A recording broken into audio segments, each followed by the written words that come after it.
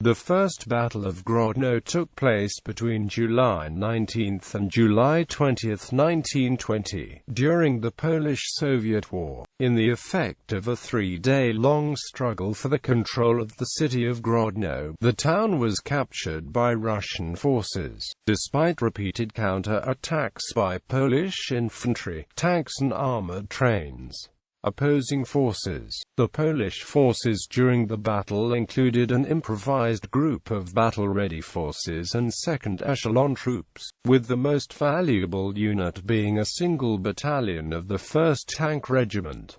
Infantry forces consisted of roughly 3,000 men-at-arms. While officially they were all part of the 9th Infantry Division, hardly any were frontline troops. Instead, the Polish defenses were manned by sentry guards, mobilized railway workers, students of a local NCO school and remnants of various units defeated near Wilno a couple of days before. Regular units included elements of 13th Uhlans Regiment. Although the town had been fortified by Russians in the 19th century, the forts were in disrepair and did not provide much advantage to the defenders. Joseph Pilsudski later noted in his memoirs that Grodno, called a fortress to praise military ears, is called a fortress only in our and Soviet books, where a place could be called a place d'armes even if it has no railroad. Fortifications have no barbed wire. A hurricane-like barrage could come from a couple of broken guns, and a fortress could have but a couple of blown-up forts. The Russian forces assaulting the city were composed of Hagby's at Hishkin's 3rd Cavalry Corps. Initially on July 19, only the 15th Cavalry Division took part in the assault. However, in later stages of the battle the entire 10th Cavalry Division joined the struggle, as well as 1st,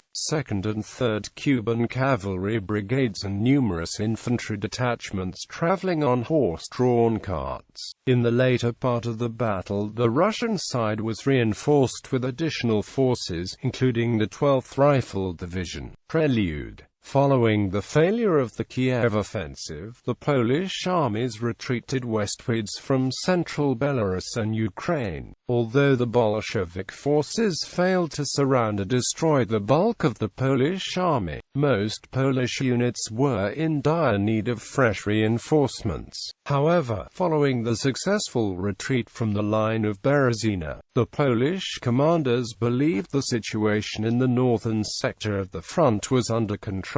Grodno was crucial to both sides as a crossing of the Neman River and a major rail hub along the St. Petersburg-Warsaw Railway. Furthermore, after the loss of Wilno on July 14, the town was to be the axis of a new defense line, running from Lida along the Neman. In the area of Grodno, two Polish divisions broke contact with the enemy and successfully withdrew to a 50 km line of dilapidated fortifications surrounding the city. Additional forces were on the way from Wilno. While the forts had been destroyed in 1915 during World War I, the surrounding fortifications could still be of some use to the defenders. However, General Magzecki, charged with organizing the defense of the area, did not issue any orders to the newly arrived 9th Infantry Division and did not prepare the defense of the city. His mistakes could not be corrected by his superior, General Gustav Zygadlowicz,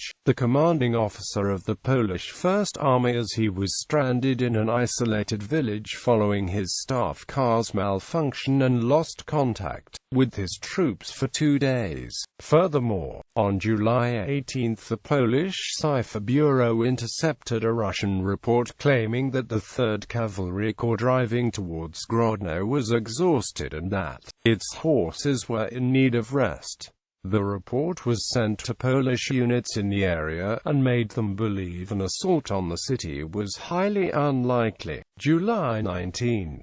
Despite the earlier intelligence reports, the Russians attacked already in the early hours of the following day. The Russian attack broke through the Polish infantry after 8 hours of heavy fighting. Gen. Mokzecki, having committed all his infantry reserves to the fight, ordered the 2nd Tank Platoon under 2nd LT Bodunjezovsky to counter-attack towards the village of Granzice, directly to the north of the town. The tanks drove through the city's streets and pushed the Russian cavalry out. After that, the Polish tanks assumed defensive positions in a cemetery located right outside city limits. Later that day, a second wave of Russian forces arrived, having routed 2 reserve squadrons of Polish cavalry operating to the east of Grodno. However, when the Russian 10th Cavalry Division charged towards the railroad circling the town from the east, they were fired upon by tanks of the 1st Company, still loaded on flat cars and operating as an improvised armored train. The Russian force was forced to retreat after suffering heavy losses. Despite this initial success, the village of Stanislaw had to be abandoned soon afterwards, as the Russian 2nd and 3rd Cavalry Brigades gained entry to the city further west near the suburb of Jawitauka. General Mokzecki panicked, and ordered all Polish troops withdrawn from the eastern part of the town back to the city center, to the vicinity of the train station and the bridges across Neman River. The approaching Russians, however, were not able to capture the bridges, as both were blown up by Polish engineers around 1930 hours,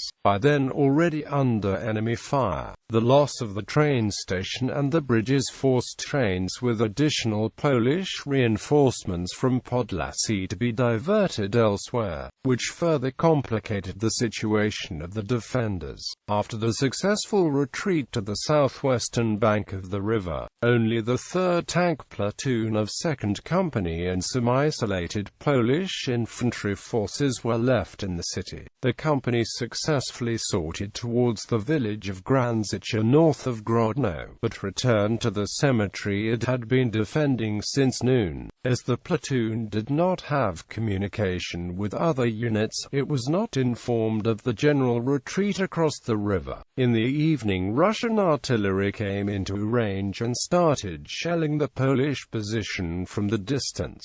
Most of the town was already in Russian hands, and around 1800 the Cossacks of the 2nd Cavalry Brigade assaulted the isolated Polish position from the back, through the narrow streets of downtown Grodno. Realizing he had been cut off from friendly forces, 2nd LT Jezovsky ordered his forces to abandon the cemetery and break through towards the road bridge across the Neman. Despite heavy enemy fire, the tank platoon was still operational and did not lose any tanks, though only one was still in fighting condition. 2 were down due to mechanical failures and had to be towed by other machines. 2 additional tanks were damaged, but with no loss of life. The tank unit was accompanied by 9 members of tank crews separated from other units and 25 soldiers of a sentry battalion who got separated from the commanding officer. The column started moving slowly towards friendly positions,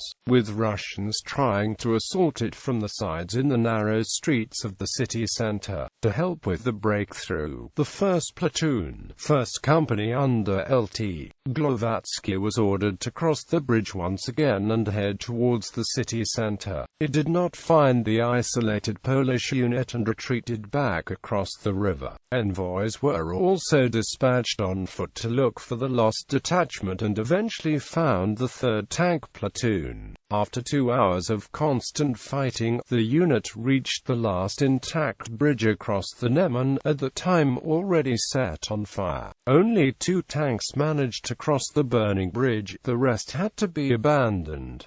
July 20th. Despite losing the bridges, the Russian forces crossed the river overnight in several locations to the north of Grodno. To reinforce the defense of the southwestern bank of Neman, the 18 Infantry Brigade under Col. Alexander Nabataluchinsky was sent to the battlefield. It was to attack north, along the western bank of the river, and eliminate the Russian bridgeheads. By the time the Polish assault started, the Russians already were well entrenched. Although initially the Polish brigade managed to push the Russian forces back to the line of 19th-century Russian forts west of the city, the attack ultimately failed. The day's fighting resulted in a stalemate. The following day, the Polish tanks withdrew further southwest and took part in a skirmish around the village of Wielka Olzanka, some 4 kilometers from the town, again using part of the tanks as an improvised armored train. The assault on Russian positions manning the Hill 177 and an old Russian Fort No. 5 was successful, and the Russians retreated towards the river, chased by Polish tanks and infantry. This temporary success did not, however, force the Russians out of the close side of the river, and in the following days Hishkin's 3rd Cavalry Corps crossed the river further north and restarted its march